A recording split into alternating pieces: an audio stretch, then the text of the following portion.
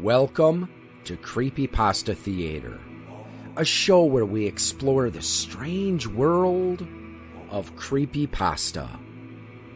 Join us as we hear tales best left untold, travel roads best left unexplored, and see sights best left unseen.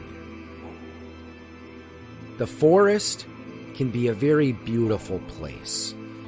The vibrant green of the trees, the smell of the flowers, the sound of birds singing through the woods.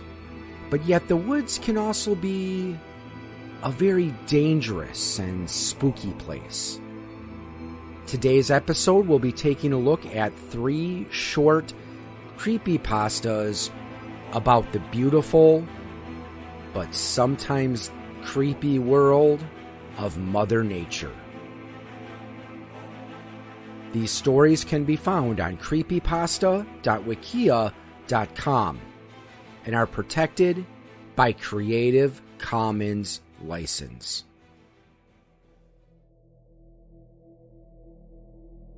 Silent Forest. Author unknown. Forests are never silent. That's the first thing you learn whenever you go out camping, hiking, or anything else where you might have to pass through or live in a forest. Forests aren't silent for a good reason. They teem with life, such as birds, insects, and small animals. That's just the life that makes noises. Trees, grass, and bacteria are also bountiful. This, of course, is no secret. One forest, somewhere just northeast of Manchester, England, is totally silent. People drive past it millions of times per year, but from their car, they can't notice the lack of sound. Every now and then, someone will look at the forest as they sit in traffic. They are convinced that they saw something, but nobody has actually ever seen it. When the Romans settled and established Manchester, the forest was there. Sentries and soldiers would sometimes skip their duties to go to the forest and simply never be seen again. Sometimes, raped women would flee from the town into the forest, screaming in terror, only for the soldiers to come to a halt at its edges and hear her scream stopped abruptly, as if she suddenly lost her voice. Rumors of the forest in Manchester were so rife that at one point Rome sent priests and elite soldiers into the forest to exorcise it.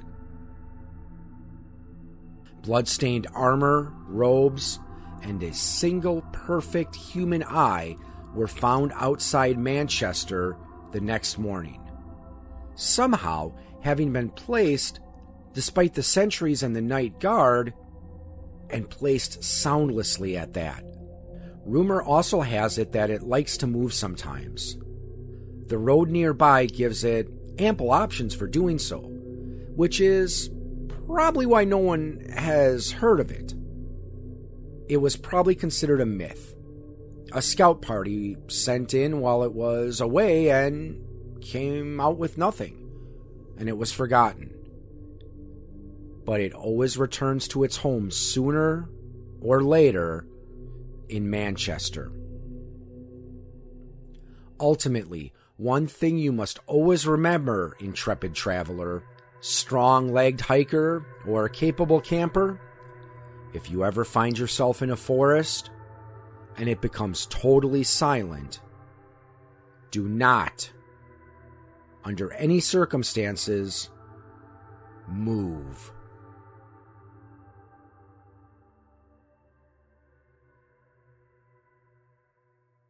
Dead Woods. Author unknown.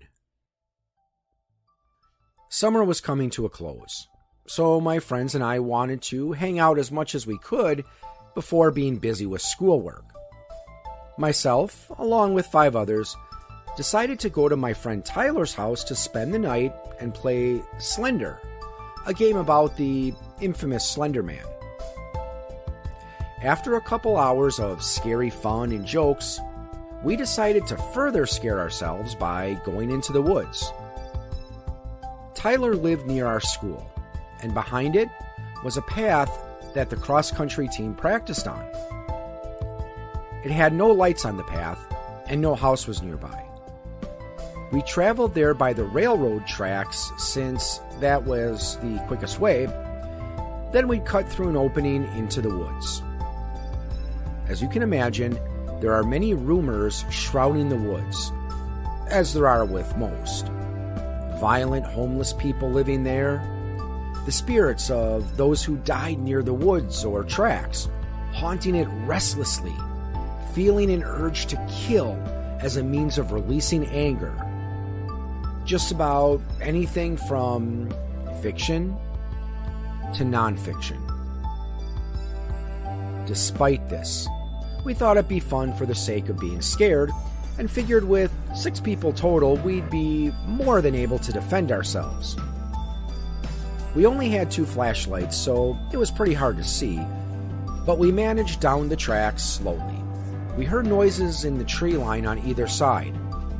Sounds of sticks being snapped or objects, probably rocks, being tossed or thrown. We stopped and huddled together, shined our flashlights into the tree lines, but could see nothing. Could hear nothing except for 1 or 2 people discussing what they think made the sounds. We kept on and finally found the opening.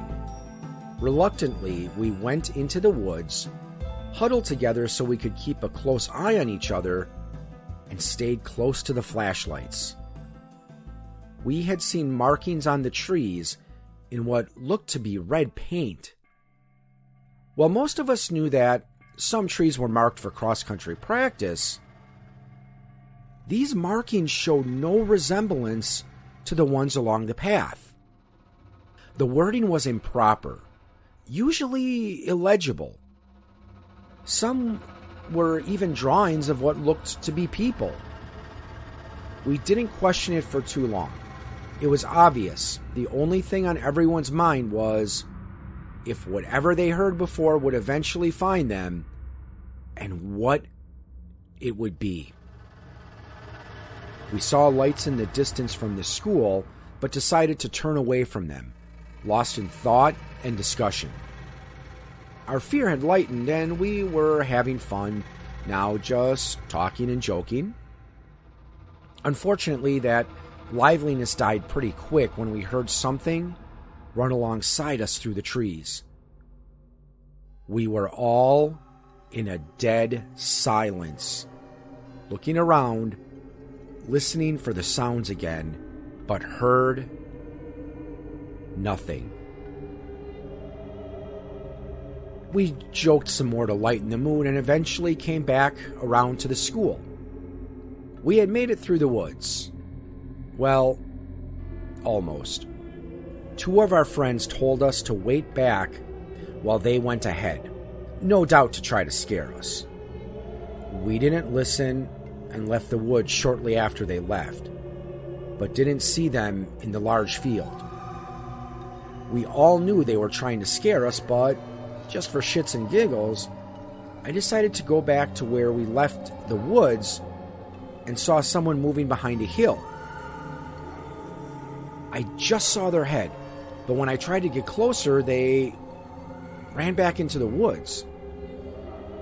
Finally, my phone vibrated, and I saw that one of them was calling me, so I answered, and in a panic, my friend told me to go into the woods again, and then hung up. I went back to the school to tell everyone else what was going on, and they followed me back, and we all went in. I called for them but got no response. I tripped over something and fell kind of hard. Looking back at what I tripped on, I saw the body of my friend. his face shaved nearly off, his hair completely gone. Blood poured from his head along with multiple wounds scattering his body. I backed away and yelled, but didn't get up. I was scared, wasn't thinking straight. Tyler came over and stopped dead in his tracks when he saw the body. He came around to get me up and took me away. We heard another yell, a blood-curdling one, like someone was in pain. We ran towards the sound to find the two others who had entered the woods with us. One was dead, the other alive, a man gutting him. Another, a woman wearing a long, tattered dress, soaked with blood, taking out his eyes. His screams were too much. I didn't try to help. Didn't even grab Tyler. I just ran, fast, back towards the school. Hanging in my path was the other who had gone ahead of us. A rope was tied around his neck. His legs were missing, and where his eyes should have been were bundles of leaves. I had to keep going. I had to run. So I did. I ran towards the school, hoping I wouldn't be chased. But all I heard were voices all around me. Voices yelling, voices laughing, some just talking. I tried to ignore them, but only because I recognized them. They were the voices of my friends. I ran by the school and noticed a light coming through one of the windows, a blue light from the smartboard. I stopped and looked in the room and saw a man sitting at one of the desks, rocking back and forth, fiddling with something in his hands, something I couldn't see. I kept running until I was out of energy, which wasn't too much further. I didn't hear anything behind me. I stopped hearing voices. I sat down, closed my eyes, trying to think about what happened. It was a dream. I'd just wake up and be in my house. But when I opened my eyes, what I saw wasn't my ceiling. I saw a person looming over me, his face nearly gone, the same way my friend's face was. But it wasn't him. He had shackles around his wrists and ankles, short chains connected to them. He had something with him, a stick or pipe, something blunt. He whispered, "I hate having to do this, but she loves it. I must do it for her. She loves it. She loves me when I kill. She promised that if I loved others for her, she'd love me in return." I tried to crawl back, but before I could, he bashed my leg with the object he had and broke my leg. I tried not to yell, but when he broke the other one, I couldn't help it. He wrapped his hands around my wrists and dragged me back into the woods, back into the horror.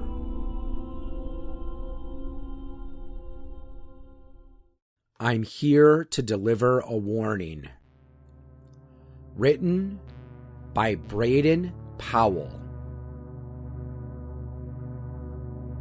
I'm here to deliver a warning.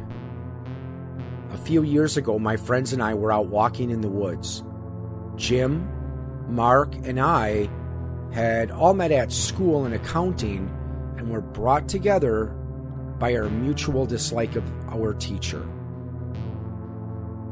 There was a really great bit of woods a couple miles out from my house. One day, Jim had the idea to go exploring there. Mark and I agreed, of course, as we loved spooky things. So there we were, in the woods, lost. The sun had gone down half an hour ago, and I had lost the map. We were all sure that if we just picked a direction and kept walking, we'd find a way out. It was a pretty small area, after all. After a while, we came upon something strange. A log cabin stood alone in a small clearing. So small, in fact, that one of the walls was up against trees. The roof was gone and the walls were burned halfway to the ground. Mark suggested that we go inside, but I wasn't sure. I reminded him that it was already pretty dark and that we could always come back here tomorrow. He reasoned that we would be hard-pressed to find it, and with that, he moved to the door. At first, the door wouldn't move, but after a few good kicks, it came off its hinges. Mark led the way in. The walls were scratched as if something had tried to get out, and the little furniture that was in there had been overturned. A small bed was on the far wall with no mattress and no sheets. I found a lantern and some matches hung up on the wall, so I lit it. I was glad to have some light. That is, I was glad until I saw the cabin. The walls were covered in blood. Lots of it. The walls were splashed with it in different shapes, as if someone had been ripped to shreds. There was a long streak of it heading towards the door, but stopped about a foot short of it. We all just stared at it for a moment, and then we ran. I dropped the lantern in the cabin, sending it up in flames. As it burned, we ran as hard as we could. It felt like an eternity, but finally we burst out of the woods and onto the road. We ran all the way back to my home. From there, Jim and Mark were able to call their parents to come pick them up. That was the end of it. Or so I thought. The next day, Mark called me and told me to meet him in the warehouse because he had something to show us. I agreed to come quickly and hung up the phone. The warehouse was an old meatpacking plant a couple of miles from the center of town. It had been abandoned after a couple of the employees had been murdered there. One of them had been the owner's son, so he couldn't bear to work there anymore. He closed up shop and tried to sell the plant. No one would buy it, though. They were too scared by the murders. I rode my bike down there and met Jim outside the door. We went in together to find Mark inside, sitting at a table. He had a book in front of him, the cover half burnt and blackened. He told us he'd found it in the cabin yesterday and pocketed it. We were curious to see what was inside. Mark told us he read it over a bit, and it was a grimoire. When we asked what a grimoire was, he said it was a manual on how to do magic and rituals, summon entities from beyond, and whatnot. That sounded pretty cool. So we asked what we had to do. Big mistake. Mark wrote some stuff on the floor in an arcane language and stood up. He lit some candles and told us to stand around the writing in a circle. We turned off the lights and did just that.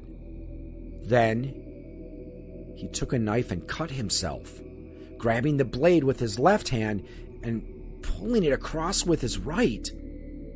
We watched as he then placed his hand on the ground and smeared the blood across the writing. Standing up, he handed us the knife. Jim took it and did the same thing before handing it to me. I hesitated, but eventually I took the knife and copied. Mark opened the grimoire and started chanting in a strange language. The candles went out, and I couldn't see a thing. I blacked out a moment later. When I came to, I was in an office. I got up and looked around, figuring out that I was in the supervisor's office in the plant. I looked out through the window, and what I saw horrified me. Jim had his chest ripped out and his entrails splashed across the floor. Blood was everywhere. Mark was hanging from the ceiling by his intestines. I couldn't take it, and I threw up. I ran home and went straight upstairs to the bathroom. I showered, washing the blood off of me before stepping out to look at myself in the mirror. I had a few deep gashes across my arms, and my face was cut up pretty badly. I called the police to go and have a look at the warehouse, telling them what had happened. A while later, they came to my house and arrested me. I'm on death row now. I'm writing this as a warning to everyone not to practice evil rituals. Some things are not meant to be messed with. It turned out that Mark had hid a camera in the warehouse with the intention of capturing what happened. I was shown the video during the trial. I had just bent down to smear blood on the ground. Mark had opened the book and started chanting. The candles went out. What I saw next will haunt me for the rest of my short life. I walked over to the table and picked up the knife. Jim turned and asked me where I was going.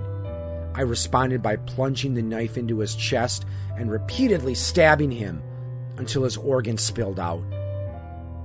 I then turned my attention to Mark. He wrestled the knife from me and attacked, slicing up my face.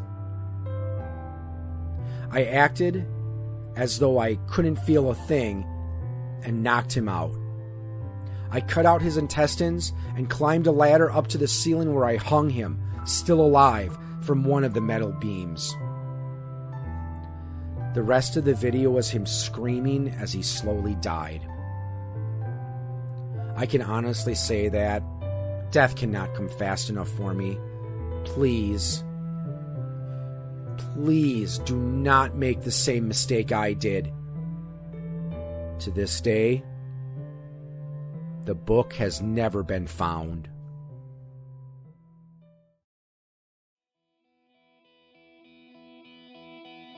You have been listening to a presentation of Point of Insanity Game Studio. Visit us on the web at poigamestudio.com. Follow us on Twitter at poigamestudio. Look us up on Facebook and email us at poigamestudio@gmail.com.